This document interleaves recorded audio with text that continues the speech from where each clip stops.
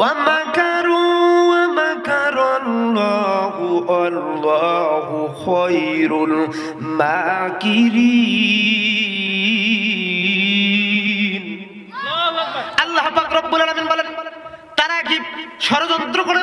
তাদের ষড়যন্ত্র আল্লাহর কাছে কিচ্ছুই নয়, কারণ আমার আল্লাহ পাক রব্বুল আলামিন কৌশল অবলম্বন করে। বলি সুবহানাল্লাহ। আমার আল্লাহ পাক রব্বুল আলামিন পবিত্র কোরআনুল কারীমের সূরাতুল আম্বিয়ার 107 নম্বর আয়াতে আল্লাহ সুবহানাহু ওয়া তাআলা রেকর্ড করে জানাই দিলেন, আমার আল্লাহ পাক রব্বুল আলামিন বলেন, ওমা আরসালনাকা ইল্লা রাহমাতাল লিল আলামিন। এই আল্লাহু আকবার বলতে কষ্ট হয়। বিগত সরকারের আমলে যারা নাকি আল্লাহু আকবার বলতো, তারা নাকি জামাত শিবিরের স্লোগান হতো আল্লাহু আকবার, কিন্তু আমার আল্লাহ পাক রব্বুল আলামিন তাদের এই স্লোগান বন্ধ করার চেষ্টা করেছে, তাদেরকে বাংলার জমিন থেকে উৎখাত করে ভারতে পাঠাইছে। কথা বলুন ঠিক কিনা? আল্লাহু আকবারের বিরোধিতা করেন। আমার আল্লাহ পাক রব্বুল আলামিন পবিত্র কোরআনুল কারীমের মধ্যে বলেন, ওয়ামাকারু ওয়ামাকারাল্লাহু আল্লাহু খায়রুল মাকিরিন। আল্লাহ পাক রব্বুল আলামিন বলেন, তারা কি ষড়যন্ত্র করে? তাদের ষড়যন্ত্র আল্লাহর কাছে কিচ্ছুই নয়, কারণ আমার আল্লাহ পাক রব্বুল আলামিন কৌশল অবলম্বন করে। বলি সুবহানাল্লাহ। তারা চেষ্টা করছেন আল্লাহু আকবার বন্ধ করতে চেয়েছে। আমার ভাইরা, ওই যে দেখেন যারাই নাকি আল্লাহু আকবার নারায়ে তাকবীর আল্লাহু আকবারের পক্ষে ছিলেন, তাদের শান আর মান আমার আল্লাহ পাক রব্বুল আলামিন বৃদ্ধি করে দিয়েছেন। বলি সুবহানাল্লাহ। আপনারা জানেন যে ভারতের মুস্কান নামক বন আমার বিপদে পড়লেন, কুলাঙ্গারেরা মুস্কান নামক বনকে আক্রমণ করার চেষ্টা করতেছে। মুস্কান নামক বন আমার আল্লাহর নামে ডাক দিচ্ছে, আল্লাহু আকবার আল্লাহু আকবার, যখনই ডাক দিয়েছে বাতিলেরা পালাইতে দিশা পায় নাই। কথা বলুন ঠিক কি না? এই মুস্কান নামক বন আমারে আল্লাহ পাক রব্বুল আলামিন বিশ্বের মধ্যে মুস্কান নামক বনটাকে পরিচিত করে দিলেন। বলি সুবহানাল্লাহ। তাহলে আমরা বিপদে পড়লে কাকে স্মরণ করব? আল্লাহরে স্মরণ করব। আমার আপনার জীবনের মালিক কে? ওরে জীবনের মালিক, তুমি ছাড়া জীবন চলে না। কথা বলুন, কথা বলুন। ওরে জীবনের মালিক, তুমি ছাড়া জীবন চলে না। এই জীবন চলার জন্য কোরআন দিয়ে করলা ধন্য। কথা বলুন, কথা বলুন। এই জীবন চলার জন্য কোরআন দিয়ে করলা ধন্য, আরো দিলা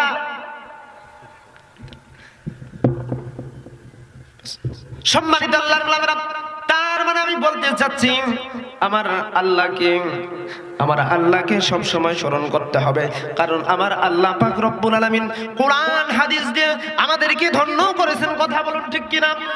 কিছু লোক রয়েছে সুন্নতকে পছন্দ করে না, এরকম লোক আছে না নাই? কিছু মেয়ে রয়েছে যে যুবকের দাড়ি রয়েছে সেই যুবককে বিয়ে করে না। অনেক কুলাঙ্গার মেয়ে আছে না নাই?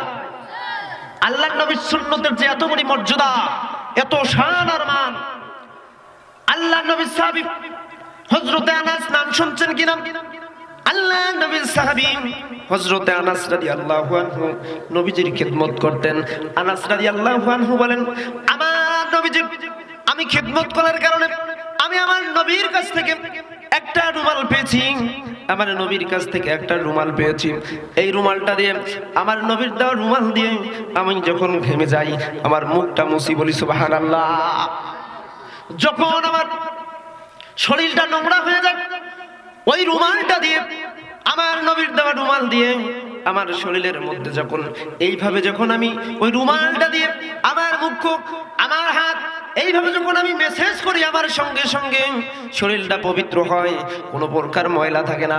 আনাস বলেন, আমি যখন এরকম করতে করতে যখন আমার কিছুদিন যাওয়ার পর, কিছুক্ষণ যাওয়ার পর যখন ওই রুমালটার মধ্যে ময়লা জমে যায়, যখন ওই ময়লা জমে যায়, আমাদের এলাকায় যখন আপনার কাপড়ে ময়লা জমে যায়, কাপড়টা ধুইতে হয় সাবান দিয়ে কিংবা সার্ফ এক্সেল দিয়ে। আমার ভাইরা, হযরতে আনাস বলেন, আমাকে কাপড়টা ধুইতে হয় না, আমাকে কিচ্ছু করতে হয় না।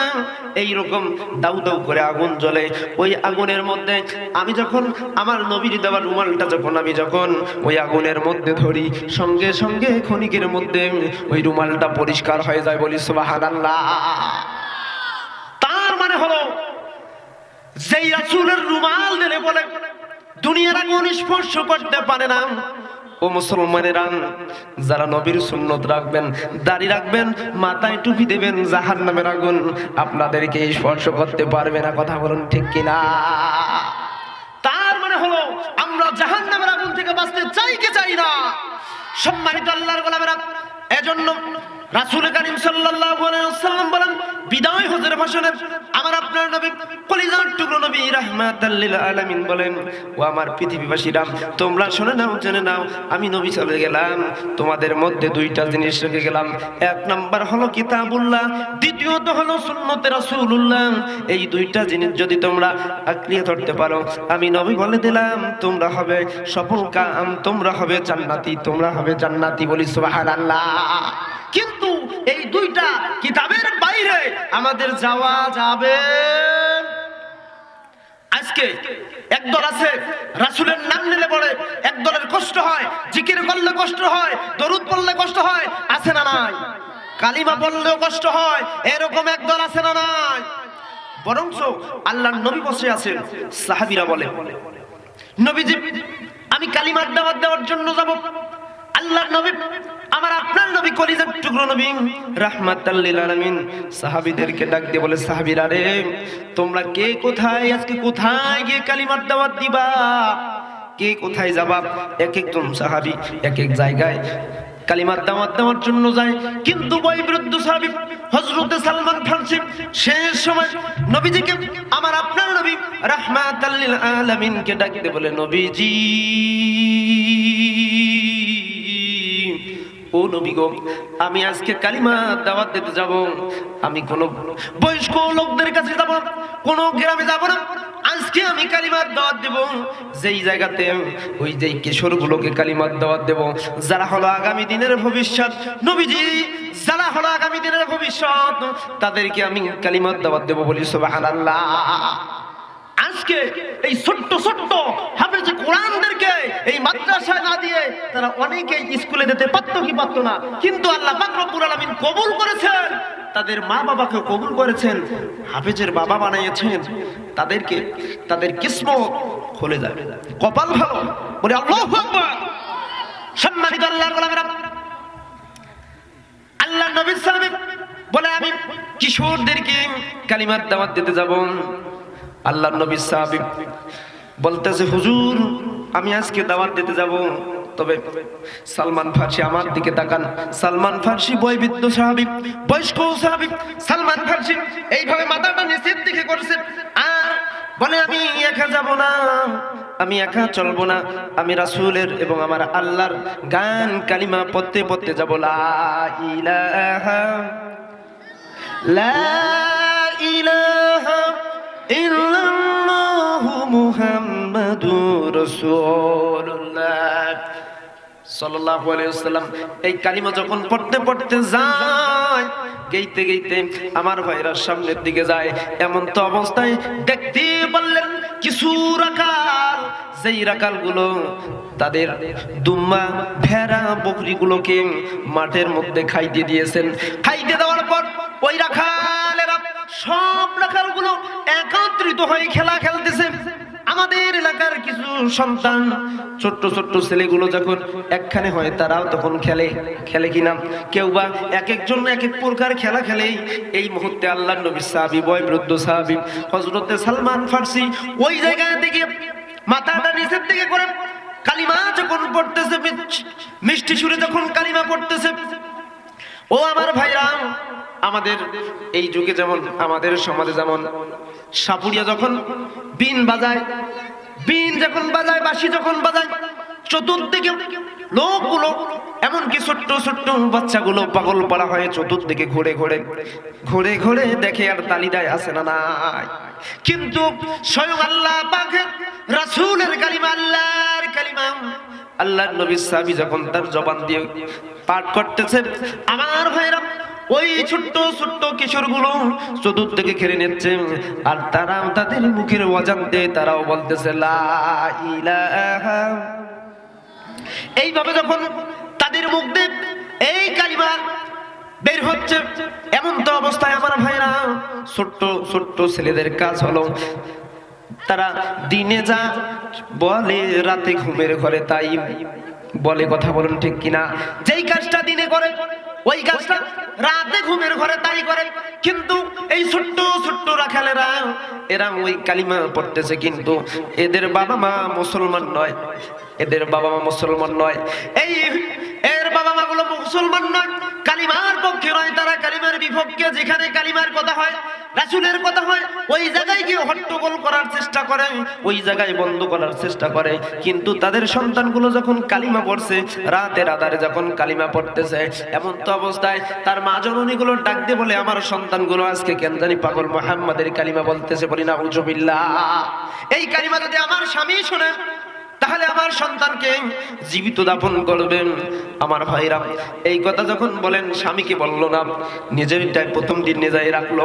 দ্বিতীয় দিন সকাল সকাল এক একজন সাহাবী এক এক জায়গায় কালিমার দাওয়াত দেওয়ার জন্য যান।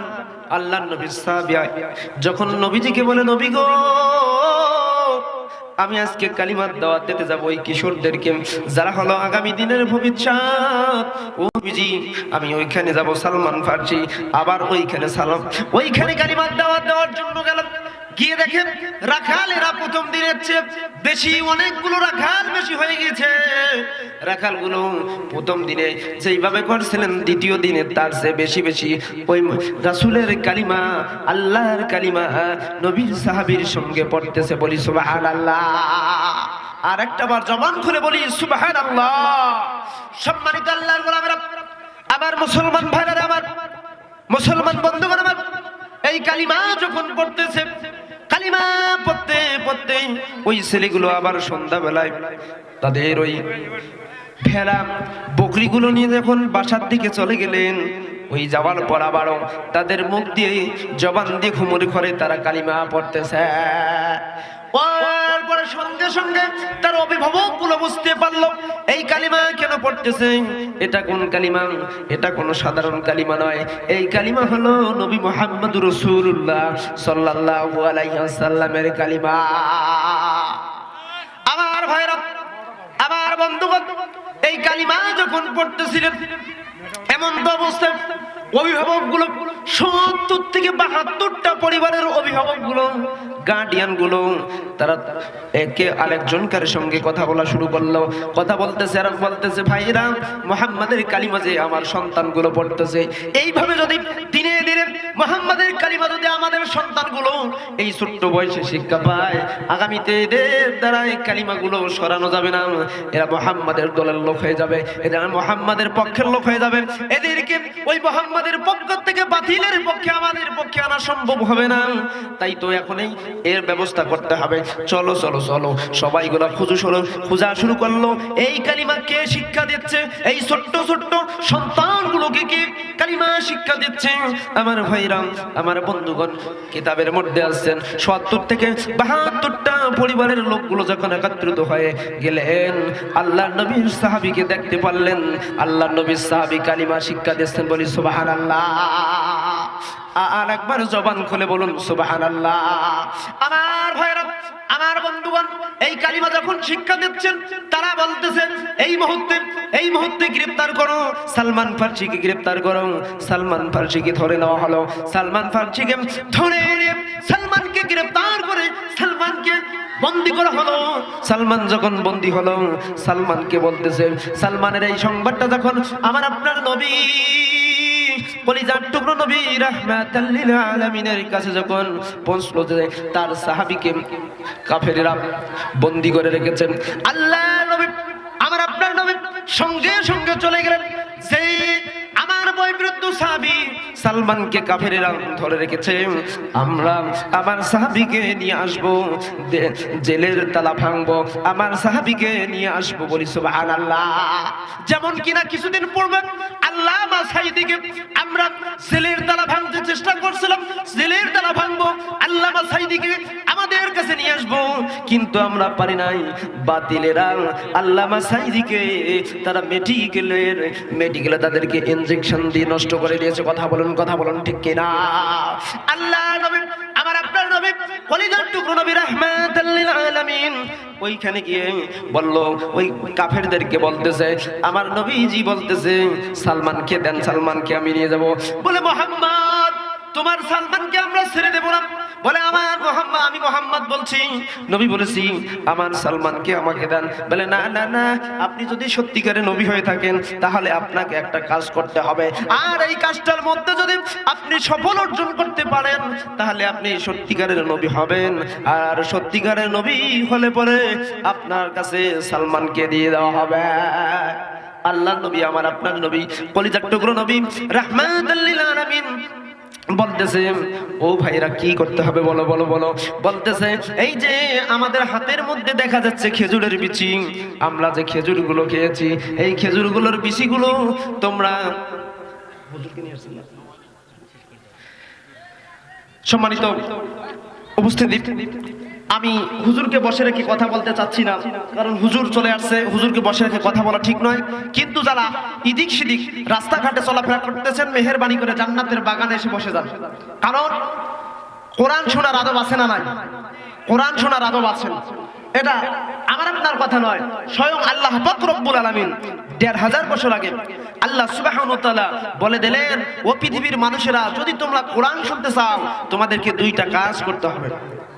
আল্লাহ পাক রব্বুল আলামিন বলেন, ওয়া ইযা কুরিয়াল কুরআনু ফাসতামিউ লাহু ওয়া আনসিতু লাআল্লাকুম তুরহামুন।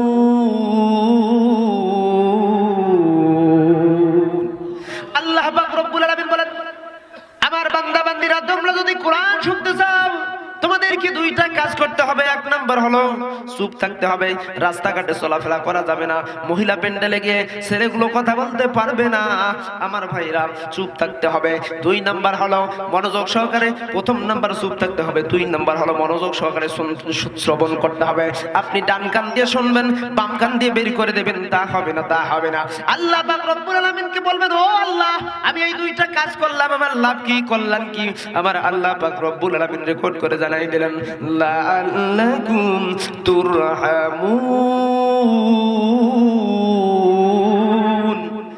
আল্লাহ পাক রব্বুল আলামিন বলেন, আমার বান্দা আর বান্দীকে দয়া দিয়ে মায়া দিয়ে ভরপুর করে দেব। বলি সুবহানাল্লাহ। আল্লাহর রহমত থেকে আমরা কেউ বঞ্চিত হইতে চাই না। আমরা যারা আল্লাহর রহমত পেতে চাই, আজকার জান্নাতের বাগানে এসে বসে যাই। সম্মানিত আল্লাহর গোলামেরা, সালমান ফার্সিকে কিন্তু আল্লাহর নবী নিয়ে গেছেন, জিন মুক্ত করে নিয়ে গেছেন। লম্বা ঘটনা, হুজুরকে বসে আর কথা বলা আমার পক্ষে ঠিক হচ্ছে না। এজন্যই আমি আপনাদের কাছ থেকে দোয়া নিয়ে, যদি কখনো দেখা হয় কথা হবে ইনশাআল্লাহ। ওয়া আখিরু দাওয়ানা আলহামদুলিল্লাহ, ওয়াসসালামু আলাইকুম ওয়া রাহমাতুল্লাহ।